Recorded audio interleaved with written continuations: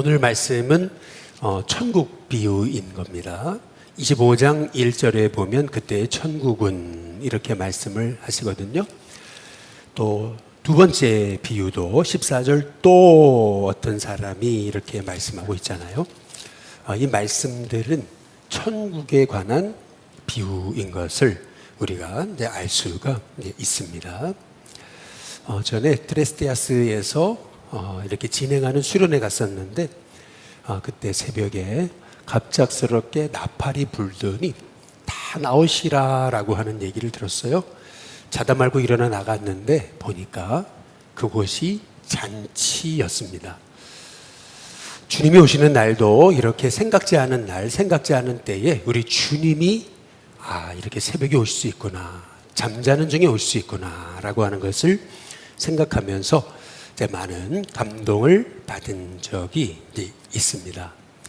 오늘 말씀에 보시면은 25장 1절에 그때의 천국은 마치 등을 들고 신랑을 맞으러 나간 열처녀와 같다 이렇게 이제 말씀하고 있습니다.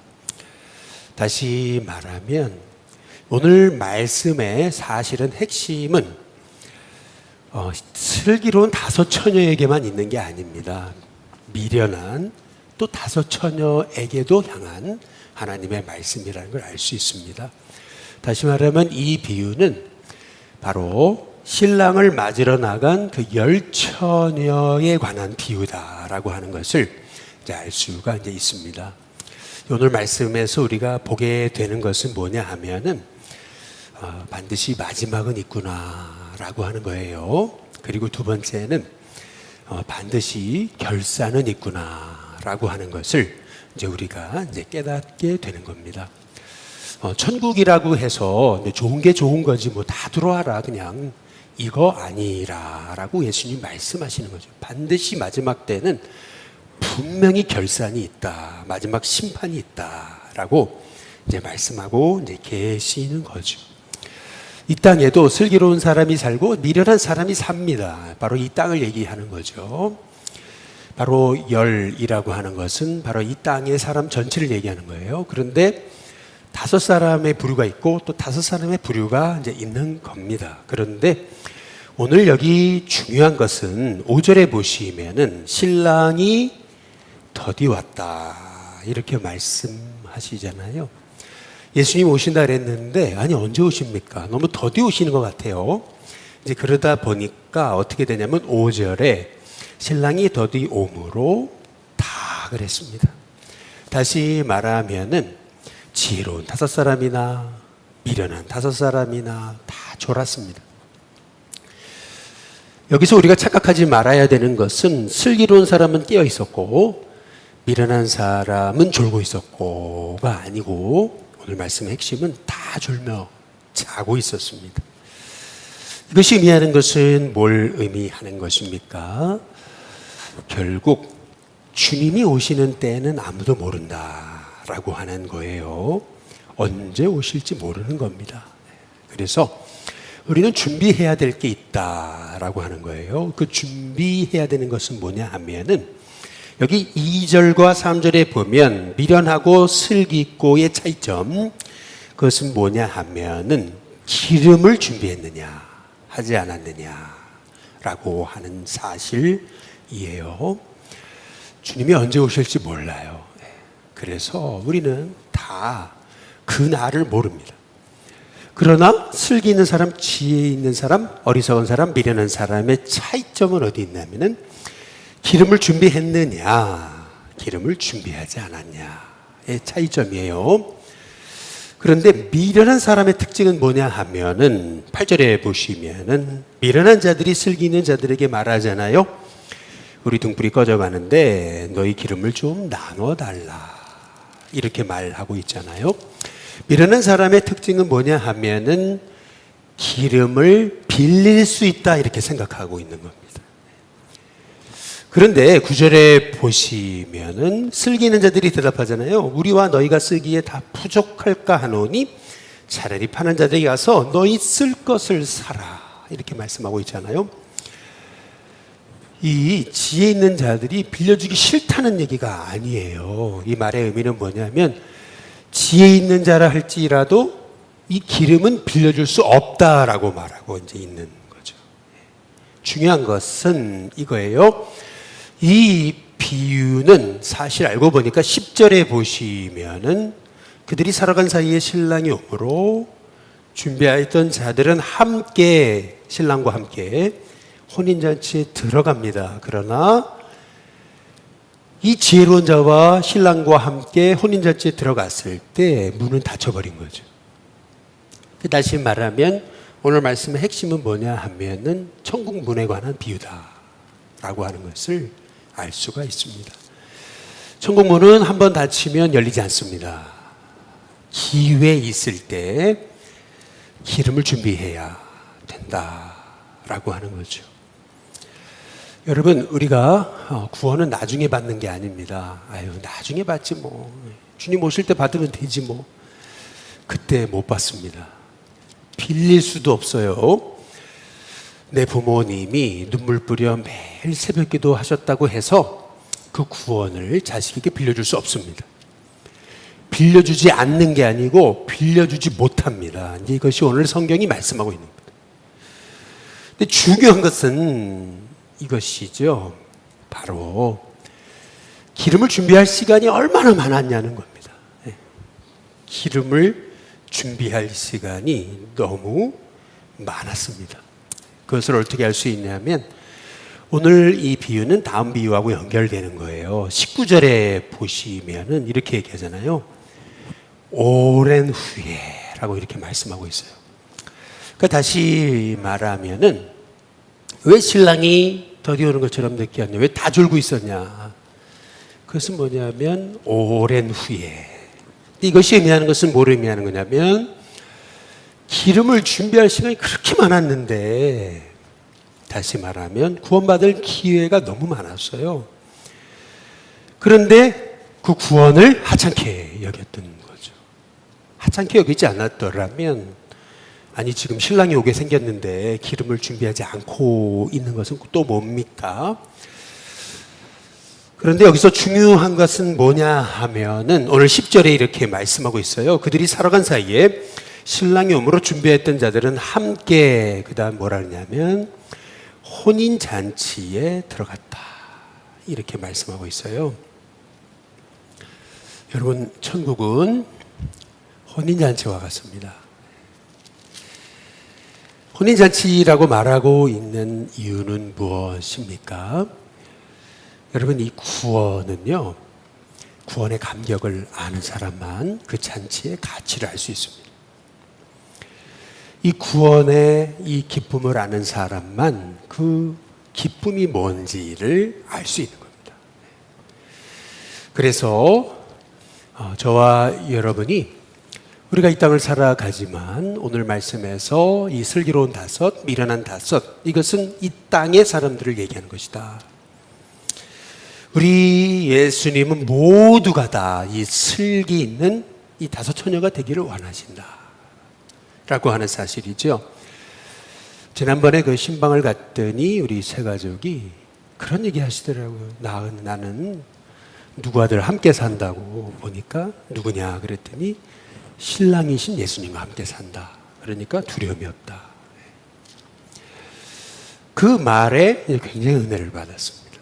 야, 참 어떻게 이렇게 온신 지 얼마 안 됐는데 복음의 비밀을 알고 있을 수 있을까? 그렇잖아요. 신랑을 가슴에 탁 모시고 늘 같이 나와 이 신랑 대신 주님이 함께 하시니까 두려울 게 없어졌다. 어찌 보면은요, 우리의 삶은 결국 신랑을 기다리는 이제 신부와 같다라고 하는 거예요. 그런데 주님이 오셨거든요. 그런데 오늘 12절에 보니까 이렇게 얘기하잖아요. 대답하여 이르되 진실로 너에게 이르노니 내가 너 누군데? 라고 한다면 그러면 얼마나 우리가 믿음의 삶이 이렇게 안타까울 수 있을까라고 이제 하는 이제 그런 이제 사실인 거죠. 오늘 여기 말씀을 통해서 우리가 알 수 있는 것은 뭐냐 하면은 여기 여리석은 이 신부는 이름만 신부였던 거예요. 이름만 신부였죠. 근데 마찬가지로 오늘 이제 14절에부터 이제 하나님의 또 다른 천국 비유가 나오고 있잖아요. 14절 보면 또 어떤 사람이 타국에 가요. 그 종들을 불러 자기 소유를 맡김과 같다. 이제 이렇게 이제 말씀하고 있죠. 우리가 여기서 주목해 봐야 되는 것은 뭐냐 하면은 이 슬기로운 처녀, 다섯 처녀, 기름을 준비한다라는 말씀. 이제 이 말씀이 끝나자마자 5달란트, 2달란트, 1달란트 받은 이 종에 관한 말씀이 나오잖아요. 근데 이 말씀의 의미는 뭐냐 하면 이제 구원받은 자 이제 어떻게 살아야 되는가. 이제 그거에 관한 말씀이에요.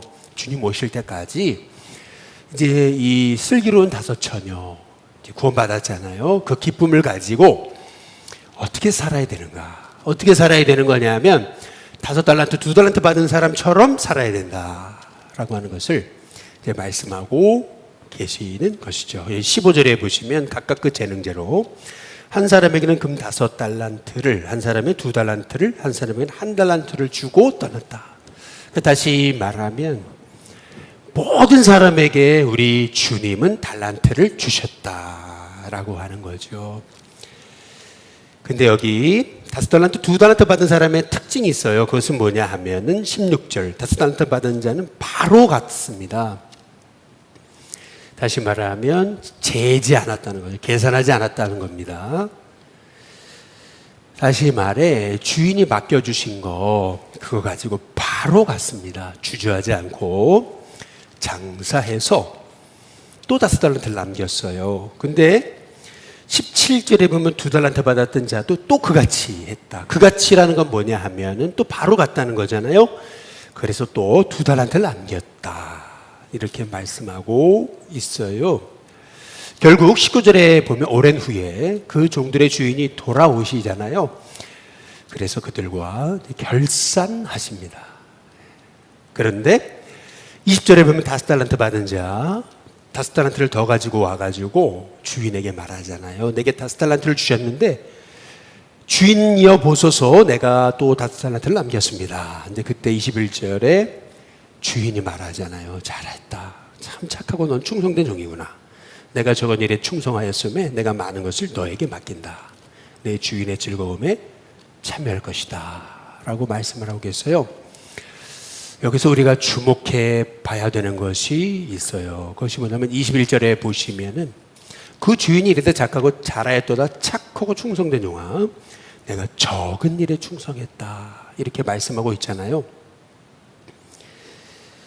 여러분 5달란트는요 이게 어마어마한 돈입니다. 상상할 수 없는 돈입니다. 이게 아마 세계 최고의 갑부 정도의 수준 되는 돈입니다. 그런데도 여기 보니까 주인은 뭐라 하냐면 네가 적은 일에 충성하였음에 이렇게 말하고 있습니다. 이것이 의미하는 것이 뭡니까? 5달란트 받은 자도 처음에는 이 달란트의 가치를 몰랐다는 겁니다. 그냥 주님이 맡기셨으니까 그냥 재지 않고 가서 최선을 다한 겁니다. 그런데 오늘 여기 23절에 보면은 2달란트 받은 자도 똑같습니다. 그 주인이 이르되 잘하였도다 착하고 충성종아 내가 적은 일에 충성하였으며 2달란트 받았던 자도 똑같습니다. 4달란트가 너무 적어 보였다는 겁니다. 이 가치를 몰랐다는 거죠. 그렇기 때문에 이 5달란트 받은 자나 2달란트 받은 자나 다 처음부터 이게 대단하다라고 알고 있었기 때문에 열심히 한 게 아니다 라고 하는 것을 알 수가 이제 있는 것이죠. 반면에 18절에 보시면은 1달란트 받은 자는 가서 땅을 파고 그 주인의 돈을 감추어 두었습니다.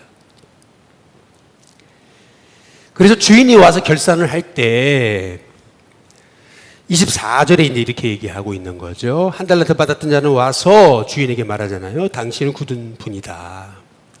심지 않은 데서 거두고 해치지 않는 데서 모으는 줄로 내가 알았다 이렇게 말하잖아요. 그리고 25절 두려웠기 때문에 제가 나가서 당신의 달란트를 감추어 두었었나이다. 그러면서 뭐라 하냐면 보십시오. 당신이 주신 거 그대로 가져가십시오. 이렇게 이제 말하고 이제 있습니다. 그때 26절에 보면 주인이 뭐라 그러시냐 하면은 그 주인이 말하시죠. 아니 있는 거 받아 그냥 드렸는데 뭐라 그러시냐면 악하고 게으른 종아라고 말씀하시잖아요. 나는 심지 않은 데서 거두고 해치지 않은 데서 모으는 줄로 네가 알았냐.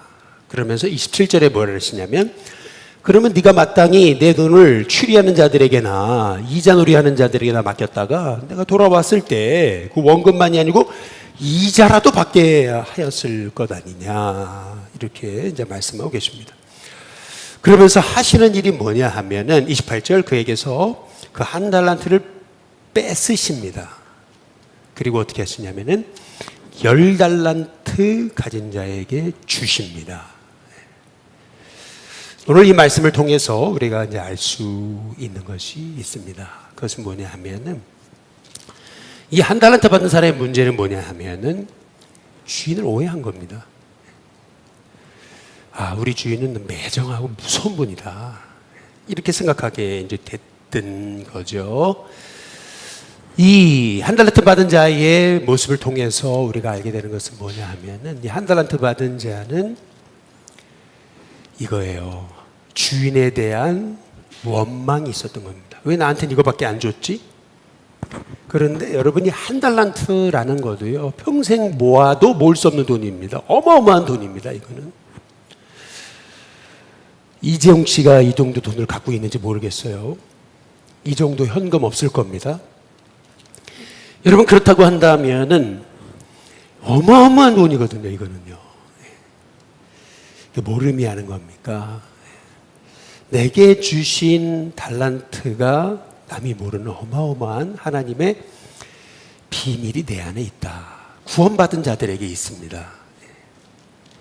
그렇다면 우리가 어떻게 살아야 되는가라고 하는 거예요. 이 한 달란트 받은 자의 문제는 뭐냐 하면은 우리 하나님은 심지 않은 데서 거두고 해치지 않은 데서 모으는 분인 줄로 착각하는 겁니다. 다시 말하면 저기 5달란트, 저기 2달란트 받은 사람들 저거 그냥 쟤들은 좋은 집안에 태어나가지고 그냥 복이 많아가지고 저렇게 그냥 떵떵거리면서 하는 거라고 원망만 하게 되었던 겁니다. 여러분, 결국 오늘 말씀을 통해서 우리가 알 수 있는 것은 뭐냐 하면은 우리 하나님은 어떤 분이시냐면 심은 대로 거두시게 하시는 분입니다. 결국 내가요 믿음을 심으면 믿음의 열매를 거습니다. 결국 심은 데서 거두고 결국 해치는 데서 모으시는 분이심을 우리는 깨달아 알아야 된다라고 하는 것을 말씀하고 계시는 것입니다. 그래서 오늘 여기 말씀에서 우리가 주목해 봐야 되는 것은 뭐냐 하면은 이거예요. 우리가 할 일은 뭐냐 하면은 얼마나 많이 남기는가가 핵심이 아닙니다. 핵심은 어디 있는 거냐면 내가 할 일은 성과가 아니고 내가 할 일은 충성입니다. 맡겨진 일에 최선을 다할 뿐입니다. 그러면 하나님께서 우리에게 오셔서 결과에 상관없습니다. 잘했다. 참 착하고 넌 충성된 종이구나. 우리에게 칭찬해 주시는 분이 바로 우리 하나님이신 줄로 믿습니다. 결국에는요, 심는 거 그리고 물 주는 건 우리지만 자라게 하시는 분은 하나님이신 줄로 믿습니다. 심지도 않고 거두기를 원하는 것은 하나님의 방법이 아니라고 하는 거죠. 결국 전도도 안 하는데 생명이 이 땅에 일어나지 않는다라는 거예요. 이웃과 나누지 않는데 이웃이 주님의 재단을 통해서 참 저기는 교회구나 라고 하는 걸 알 수가 없다는 겁니다. 결국에는 심어야 열매를 맺는다. 그분이 바로 주님이시다. 그래서 오늘 여기 말씀을 통해서 우리가 이제 깨닫게 되는 것은 뭐냐 하면은 이거예요. 오늘 말씀의 핵심은 여기 있습니다. 29절. 우리 다 함께 한번 같이 한번 읽어 보실까요? 핵심은 여기 있습니다. 같이 한번 읽어 보겠습니다. 함께 있습니다. 시작. 무릇 있는 자는 받아 풍족하게 되고 없는 자는 그 있는 것까지 빼앗기리라. 핵심은 여기 있습니다. 실은 달란트의 비유의 핵심은 여기 있는 겁니다. 있는 자는 받아 더 풍족하게 됩니다. 그러나 없는 자는 있는 것까지 빼앗깁니다. 다시 말해서 우리 주님이 원하시는 것은 무엇일까? 그것은 뭐냐면은 5달란트 받은 자나 2달란트 받은 자나 그 달란트의 가치를 몰라요. 단지 주님이 맡기셨기 때문에 나는 종이잖아요. 그냥 시키셨기 때문에 최선을 다하는 겁니다. 그러다 보면 우리 주님이 나로 하여금 5달란트의 결실을 맺게도 하시는 거고 2달란트의 결실을 맺게도 하시는 겁니다. 또 실패할 수도 있습니다. 안 될 수도 있고요. 망할 수도 있습니다. 그러나 우리 주님은 책망하지 않으십니다. 망해도